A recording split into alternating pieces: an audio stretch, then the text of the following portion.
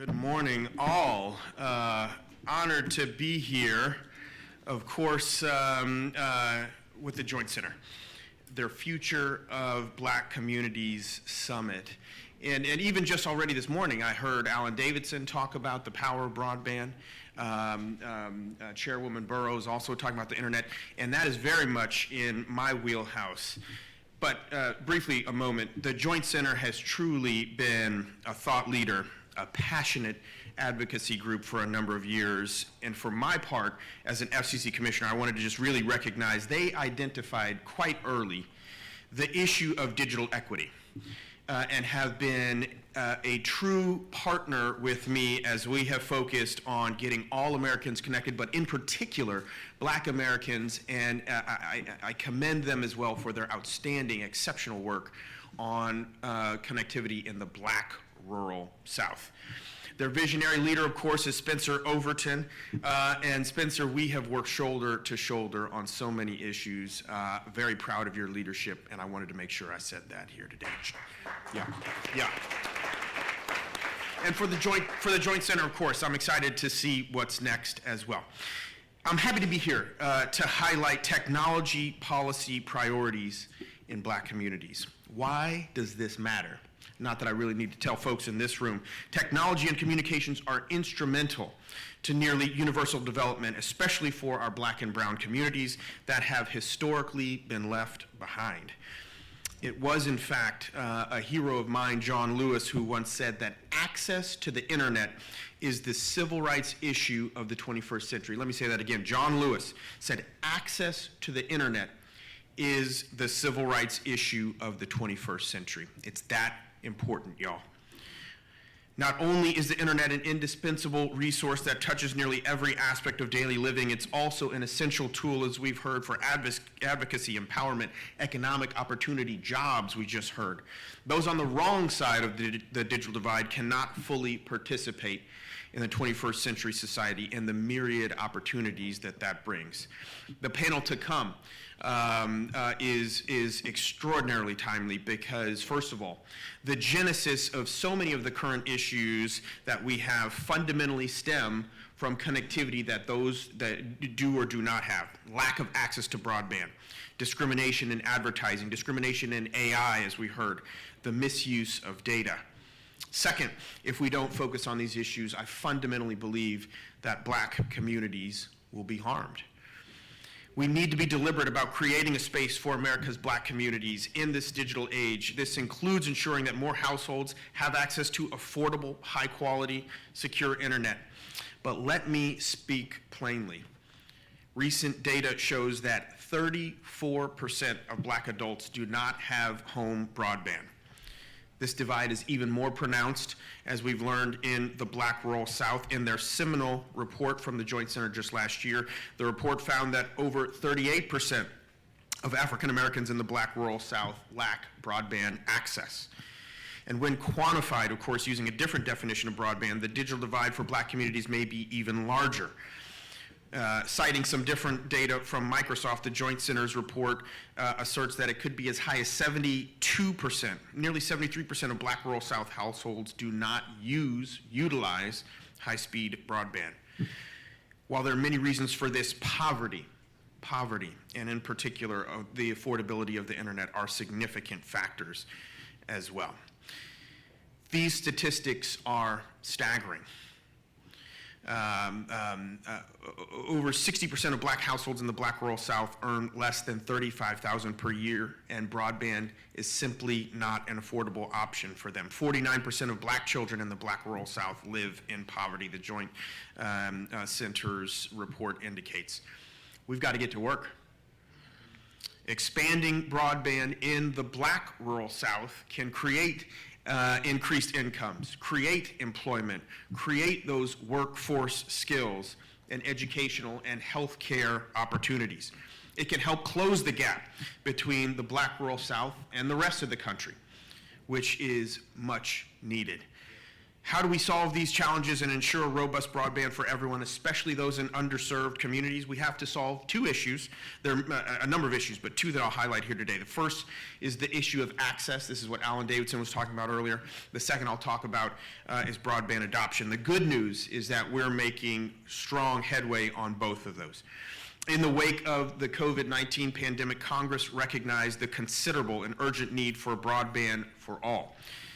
The Bipartisan Infrastructure Act provided over $42 billion, again, for the federal government to deploy high-speed broadband in areas where it's lacking. NTIA is working on getting that money out quickly, or as quickly as possible.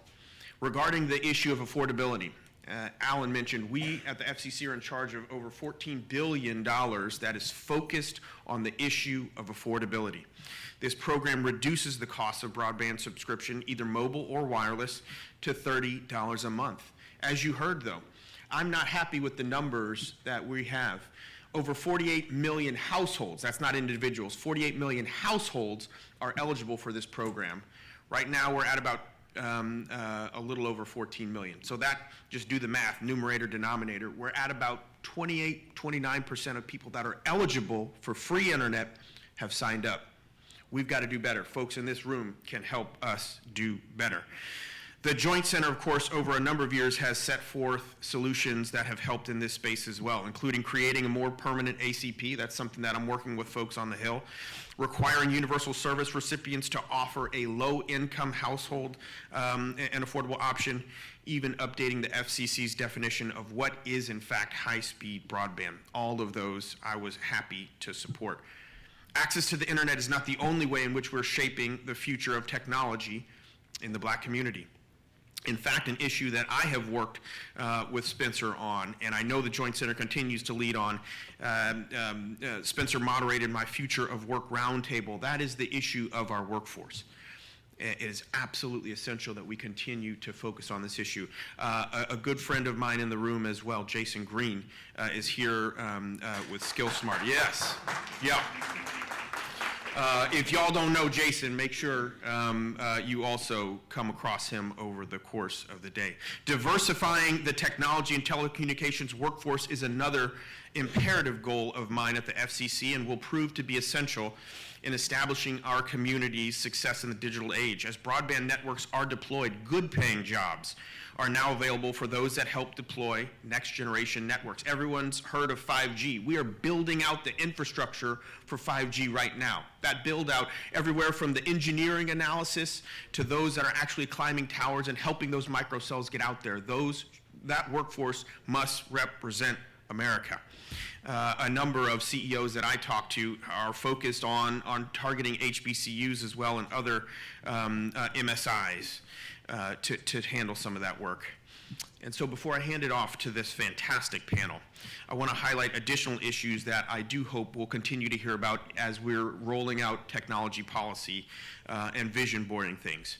As broadband becomes more ubiquitous, other technological opportunities arise, driven by artificial intelligence, big data, technology that does promise to help change our lives for the better, but we have to be strategic about how we adopt these innovations. AI, for example, offers the potential for vast improvements in the quality of life, including our communities, but it is well identified that discrimination from algorithms is a significant problem. Bias can be baked into the programming of AI. Data used to train AI is often discriminatory, underrepresents Black communities and other disadvantaged groups, and can overrepresent Black communities in pernicious ways. I was glad to see the President release the AI Bill of Rights, which includes protections against algorithmic discrimination. I encourage everybody to go look it up. Folks, this is the room where it happens. Being intentional about mapping our future for our community in the digital age starts here. It is imperative that Black communities and users are considered as we design future technological policies and solutions that ensure our digital equity. I'd like to thank, as ever, the Joint Center for hosting me here today. I have an open door as an FCC commissioner. I know there are a number of young folks that I've heard. You all are our future. Looking forward to each of you, what is to come. Proud of you. Do look me up if anybody needs something. Otherwise, I expect great things from the folks in this room. Thanks, everyone. Hello, everyone. Thanks for coming to the Joint Center, and thank you to Commissioner Starks for a very important speech talking about the importance of broadband in our community. It really helped to set the stage for this part of our program. As you know, Black communities confront an emerging set of tech policy issues, and I think this panel will help us really dive into those issues and see where we can fix them.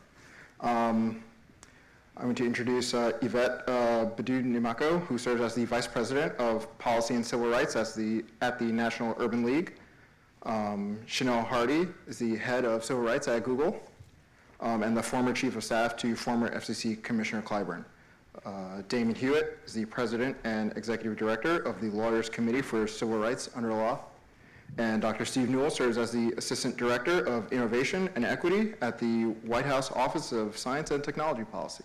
My name is Patrick Austin. I'm the editor at IT Brew, a cybersecurity newsletter. And yeah, I want to thank you guys for joining us today. Thanks for having us. I guess we can dive right into it. Commissioner Starks talked briefly about AI, and I want to pose this question to you, Steve. You know, the White House released the blueprint for an AI Bill of Rights. Do you think you could talk a little bit about the Bill of Rights and how that can help the Black community? Sure. So we are thrilled to announce the blueprint for an AI Bill of Rights on October 4th. So automated and AI-powered technologies now touch every aspect of our lives, but too often these technologies fail to advance our core democratic values, the freedom from discrimination, the fundamental right to privacy, and the expectation of basic respect. So for those who are not familiar, the blueprint for an AI Bill of Rights lays out 5 core protections for all Americans. First, you should be protected from unsafe or ineffective systems. Second, you should be protected from algorithmic discrimination and benefit from proactive steps to promote equity in the design and use of systems. Third, you should be protected from abusive data practices via built-in protections, and you should have agency over how your data is used. Fourth, you should know that an automated system is being used, understand how and why it impacts the outcomes that affect you. And then fifth, you should be able to opt out where appropriate and have access to an actual human being who can quickly consider and remedy problems that you encounter. So we know that principles alone are never going to be sufficient, and that's why we created a blueprint to help guide the design, development, and deployment of automated systems in practice. As you heard a few examples earlier today, the federal government's leading the way from efforts to crack down on discriminatory algorithms in hiring, to root out bias in healthcare AI, to protect renters and home buyers from reinforced housing segregation, to developing proactive ways for technologists to prevent these harms in the first place. Of course, many of the areas I just mentioned are central to the lives of Black Americans. Civil rights need to be at the center of the way we make, use, and govern technologies. We know that when these systems are designed and deployed without civil rights at their heart, Black communities are often the ones to bear the brunt of the damage. Ensuring the automated systems function effectively and with proper safeguards is essential for ensuring that the historic harms experienced by Black Americans in housing, employment, criminal justice, and healthcare are not perpetuated or exacerbated moving forward. These, as noted in the blueprint, the shortcomings of these automated systems when they're designed poorly are deeply harmful, but they're certainly not inevitable. So the American public is entitled to protections against these harms. And there's a role for all of us to play. At the White House Office of Science and Technology Policy, it's one of our core missions right now. And we want to ensure that everyone is helping meet the President's call to root out inequality, protect the fundamental right to privacy, and then preserve our civil rights and liberties. Awesome, sounds good. This question would be for you, Damon. One concern, like Dr. Newell said, is the effect of AI on the Black community and how often the Black community serves as a sort of guinea pig for AI testing and stuff like that. Mm-hmm. We've seen pricing algorithms that charge Black people more for insurance, give more unfavorable terms for mortgages. We've seen inaccurate facial recognition data from commercial settings shared with law enforcement with serious consequences, and in many other contexts. Could you tell us what you like about the White House blueprint and what else needs to be done to protect the Black community? What other ground rules should be established before we rely more and more on AI to make these life-changing decisions? Sure. Well, thank you definitely for your leadership in this panel, and thank you to Spencer and the Joint Center and everyone assembled today. So when we talk about AI, it sounds like, hyper-technical, futuristic stuff. But I just want to really underscore that the kind of pieces that Patrick's talking about, the kind of dangers that we see for the Black community are very real. There are people who have been arrested, jailed, denied probation and parole because of misuse of artificial intelligence. There are people who have probably been killed because of it too, and surveilled because of it. And we are all paying, or more likely rather, to be paying more money on our mortgages and our loans because of AI, because of information and data that's being used to make assumptions about us. Now, there are plenty of innocuous and helpful uses of AI, but those are some of the bad ones. So we shouldn't just be satisfied with, well, there's some good stuff out there, so we'll take the bad. We don't have to take that stuff. We don't have to take it. So what I love about this Bill of Rights is that it's not just calling out a problem, it's laying and providing a roadmap for a potential prescription. One of the things I love, and this may not be in the letter, but certainly in the spirit of the blueprint for the Bill of Rights, is that it does some of the things and says implicitly, at least, some of the things we've been saying in the civil rights and even the privacy community for some time. Number one, you have to treat AI almost like you do environmental scans or even environmental racism scans. You have to know and understand the impacts before you roll it out. We want these systems to be proven to be non-discriminatory before they ever get rolled out. The second thing, as I think Steve mentioned, is we are humans and we are being subjected to the negative implications, so we should have some agency, some ownership, and even some control over the data that is collected about us. Steve talked about interacting with the real human. We also want to make sure that when you interact with that human, or even a platform, that you can actually correct or even delete data about yourself that is being collected. Now, I, for one, and us at the Lawyers Committee, we believe that less data being collected about us is actually a better thing. Some on the panel may contest that, but that's how we see it. But finally, some of the tools and platforms, especially when they're proven to be problematic, should frankly be deeply modified, be put on pause, sometimes even taken off the market. And we know that implicates the business model of our friends in big tech, but we think that there are actually a lot of people in big tech who are with us. I think you have one here today, at least one here today, right? And some of you potentially in this room. We cannot allow profit motives to undermine civil rights protections and racial justice. Now, to make all of this real, everything in the Bill of Rights, the blueprint for the Bill of Rights, I should say, we know that it has a great roadmap, but now we need some teeth. We need federal legislation. So at the Lawyers Committee, our view is that the same federal laws that allow Black folks to be in this fancy hotel and in this room and enjoy and get a cup of coffee or eat dinner or go to school, what we want for the most part, those same laws that apply in person should also apply online. We do not leave our civil rights at the keyboard, right? Or when you look into that monitor, we don't leave those behind. So we need those to apply, and we need federal law. Just like we have federal public accommodations law, we need federal law that adopts these principles. Now, there is one bill I'll mention quickly, the American Data and Privacy Protection Act. You may never have heard of it, but what you may be surprised to learn is that it actually has strong bipartisan support. I think it came out of committee, what is it, Yvette, 52-3 or 53-2, right? Almost everyone in committee voted for this legislation. So there's bipartisan support to move it forward. We just need to get over the political hump to get this thing to the floor for a vote in both chambers of Congress, because it actually would embody and allow for enforcement, including, for the lawyers out there, a private right of action. That means the right to sue, to vindicate your rights. So it's not a right without a remedy. That is critical, that's important. So we need those teeth, we need those tools to vindicate the civil rights of Black America in the AI space.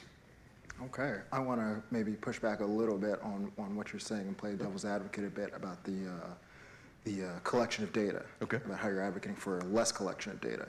Is there a plus side to maybe collecting more data, but giving that control over to the individual rather than the platform using Look, that data? certainly with certain platforms it could be. I mean, the phraseology that we use is data minimization.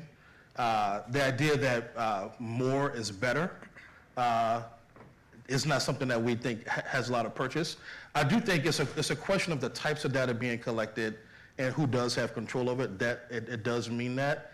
But when I talk about minimization, some of what we're talking about are things that you don't even know are being collected. We have no idea.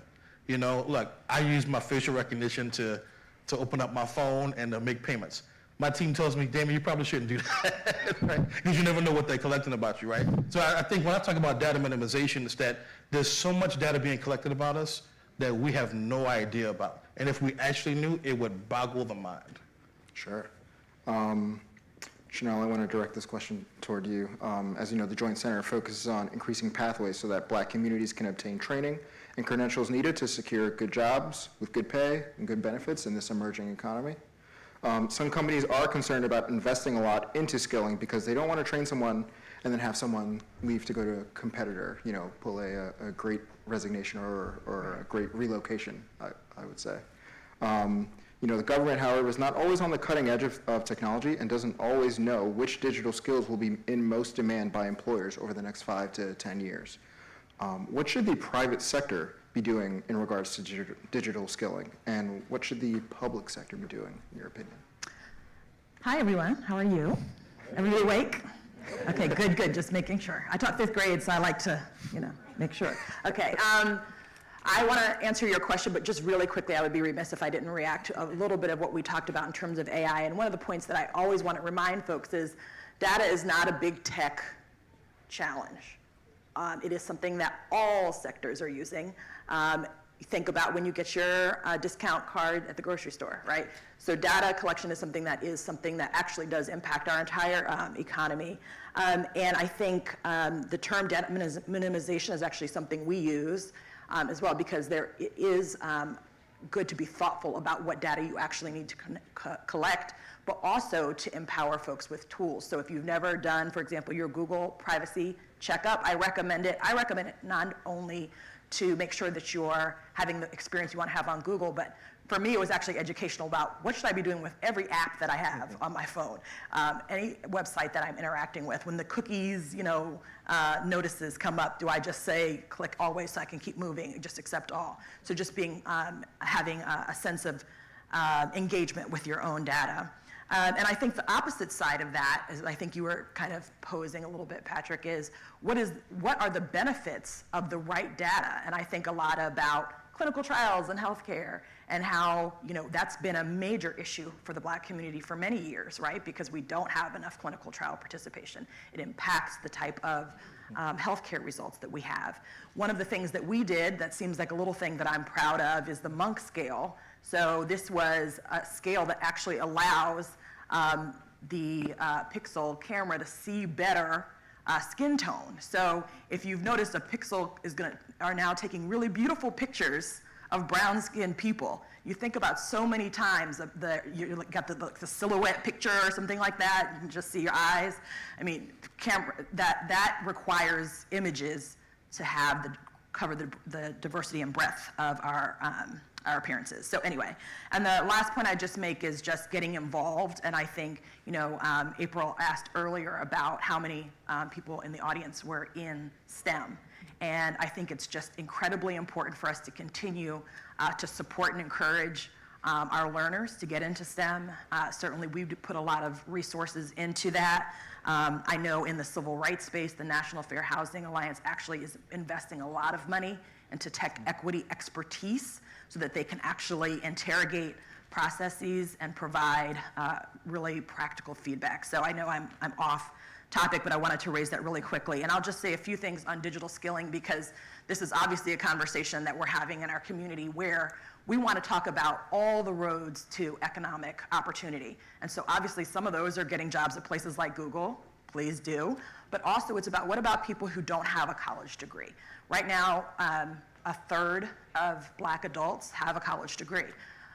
There are 1.5 million approximately unfilled jobs that don't require a college degree, but do require some training and some credentialing. And so Grow with Google certs, if you haven't heard about them, you might have seen the little video earlier, is one of the ways in which we're working with many, many other employers. But we are offering trainings. We just launched 4 or 5 more yesterday that you don't need. It can take approximately 3 to 6 months. You don't need a college degree. When you have the credential, it is recognized by this consortium of almost 200 employers. We're seeing people get access to good jobs, often seeing improvement in their career in as little as 6 months. And I encourage folks to learn more about it. One thing that the government could do to help is to recognize these types of credentials in their own hiring. Folks, I always am astounded when I'm reminded the federal government is the biggest employer in our country. So thinking about opportunities through skilling. And then the last 2 points I would just make is obviously public and private sector can and should continue to work on making sure that more small and medium businesses can get government contracts, diverse suppliers can get government contractors, and also getting funding to the businesses. And so one of the things we did in 2020 was invest $180 million in CDFIs through the Opportunity Finance Network. Lots of great results and impact that I can share about that. But those are, I think, 3 ways to really think about skilling and public-private partnerships. Sure, thank you. Hi, Yvette. Hi. I've got a question for you.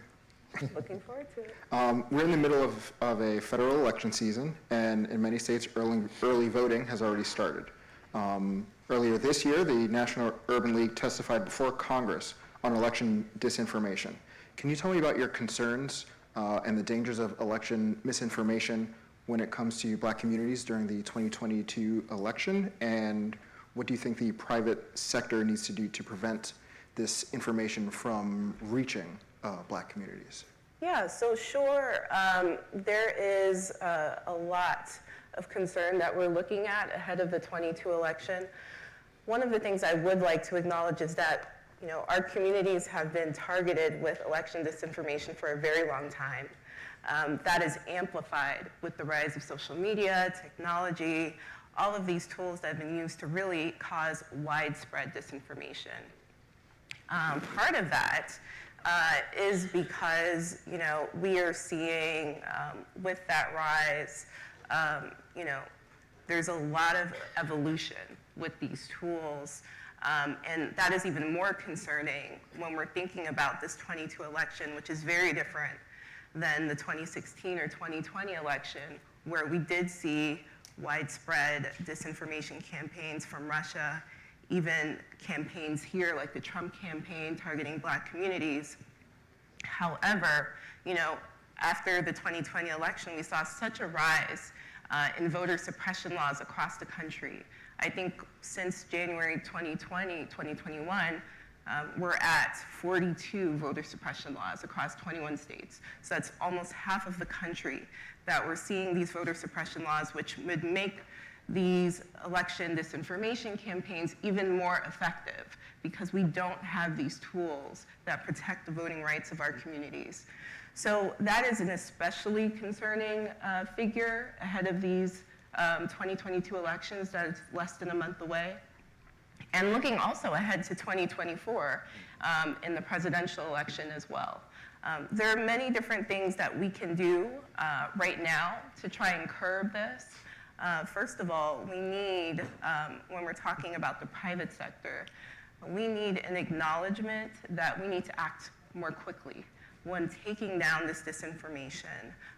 In addition to that, we need to have, many tech companies have taken a lot of action to take down disinformation, but we also have to acknowledge that our communities are intersectional. So we have to acknowledge that information in different languages, like Spanish, Haitian Creole, also need to have that same speed.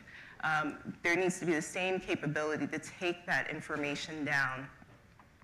As well as, having an acknowledgement that algorithms do need to be changed to prevent the increased engagement of disinformation, misinformation, because we are often seeing that these ads that we're seeing from, whether it's Russia or some other source, is being used as an engagement tool as well. So, that on the private sector side. On the government side, there's so much legislation that we can see, as Damon mentioned. Comprehensive privacy legislation is so important to prevent the use of our personal data to be used for things like election disinformation, nefarious actors targeting us using the personal data that's collected by these social media companies. We also need, frankly, comprehensive voting rights legislation. That needs to be part of the conversation when we're talking about disinformation and technology and how it's affecting our communities. We need things like Freedom to Vote Act, the John Lewis Voting Rights Advancement Act that would roll back a lot of these voter suppression laws that we've seen across the country, as well as empower agencies like the Department of Justice to really go after jurisdictions that are creating these voter suppression laws that really amplify our impact. And lastly, I would say we need algorithmic transparency laws. We need to know what's happening when it comes to content moderation, what's happening with content amplification. And without that, we don't know the real clear solution to solve this issue. Sure. When you talk about ads and misinformation, it seems like a problem that maybe should solve itself, but these companies, I'm thinking of Facebook, for example, profiting off these ads and this misinformation. Is there anything that the government should do to step in to curb that sort of behavior? So I think there needs to be quite a bit, in addition to certain things happening through legislation, and that's really critical. On the agency side, there's been a lot of talk about how to share accurate information from the federal government, especially when we're talking about election information. The National Urban League, we released our Lewis Latimer plan last year when we talked about, and the commissioner talked about the use of broadband internet access to ensure that our communities have as much information as possible from the government to ensure that they are not getting their voting information from these ads and social media. That's been extremely important for us, making sure that folks can, log onto vote.gov, their local jurisdiction, and see all the information that they need. Sure, thank you. I've got a question for all of you about content moderation. The U.S. Supreme Court recently agreed to hear the case Gonzalez versus Google. In that case, a family of an American woman killed in Paris in an ISIS attack brought a lawsuit against Google, arguing that the company aided the ISIS recruitment through YouTube's use of algorithms to recommend ISIS videos to YouTube users. Usually, Section 30 of the Communications Decency Act immunizes platforms like YouTube or the content of third-party users on the platform. The family in the Gonzalez case, however, is arguing that Section 230 does not shield Google because it wasn't just a passive platform. It created the algorithms that identified and directed ISIS videos to potential ISIS recruits. What are the implications of a case like this for Black communities? I know we sort of touched on it a little bit, but it seems like it's bigger than, bigger than Google, I would say. Sure. So, I certainly can't speak to any particular, pending court case, but I can say the president has long called for fundamental reforms to Section 230. We know things that happen online, the content online that has real-world impacts. Online hate and harassment have measurable impacts on Black communities across America. We know that it can have harmful physical and mental health impacts on Black Americans. We know that it can lead to race-related increases in hate crimes. We know that it can lead to digital marginalization in the online spaces that are essential for our social, economic, and political lives. When tech companies allow this type of content to spread, they directly and indirectly harm Black Americans. So it's absolutely something we need to deal with. And as Yvette mentioned, we do need increased transparency regarding platforms' algorithms and content moderation decisions Despite the central role these platforms play in our lives every day, they are notoriously opaque. We often have no clue what's going on in the back end, or at least publicly. So their decisions about what content to display to a given user and when and how to remove this content, as Damon alluded to earlier, have real world impacts on Americans' lives and American society. Platforms often fail to provide sufficient transparency to allow the public and researchers to understand how and why such decisions are made, their potential effects on users, and the very real dangers that these decisions pose down the line. So we, also as Yvette mentioned, we do need to stop discriminatory algorithmic decision making.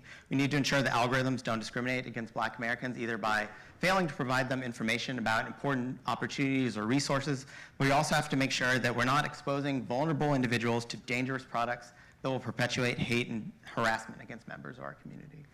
Sure. I'll jump in and say, look, it's complicated. However, let me try to make it simple for you. One is Section 230 of the Communications Decency Act shields from liability tech platforms that are third parties.